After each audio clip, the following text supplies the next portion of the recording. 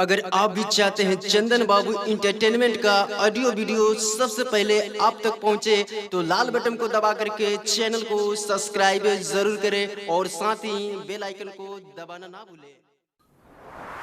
आ गया आ गया आ गया, आपके गांव शहर टोला मोहल्ला में आ गया।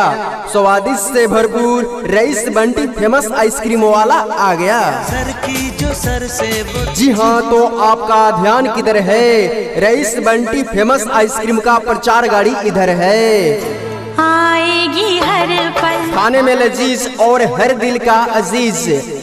हमारे पास मटका आइसक्रीम 5 रुपया, कौन आइसक्रीम 10 रुपया, 15 रुपया और 20 रुपया में मिलता है। आइए और आकर के हमसे रईस बंटी फेमस आइसक्रीम लेकर के जाइए। जी हाँ, तो आपका ध्यान किधर है? रईस बंटी फेमस आइसक्रीम का प्रचार गाड़ी इधर है। आएगी हर पल जिंदगी मिलन है मुस्कुरा लीजिए, जिंदगी मिलन है मुस्कुरा लीजिए। रईस बंटी फेमस आइसक्रीम आकर के खा लीजिए। तारों का चमक दिल तो नादान है कोई जानता नहीं, दिल तो नादान है कोई जानता नहीं। रईस बंटी फेमस आइसक्रीम खाए बगैर कोई मानता नहीं। जो मेरी रूह को जी हाँ, तो आपका ध्यान किधर है?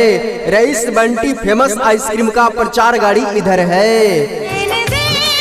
किसी भी शुभ अवसर पर जैसे कि पार्टी, विवाह, जन्मदिन पर एक बार सेवा का मौका अवश्य दे।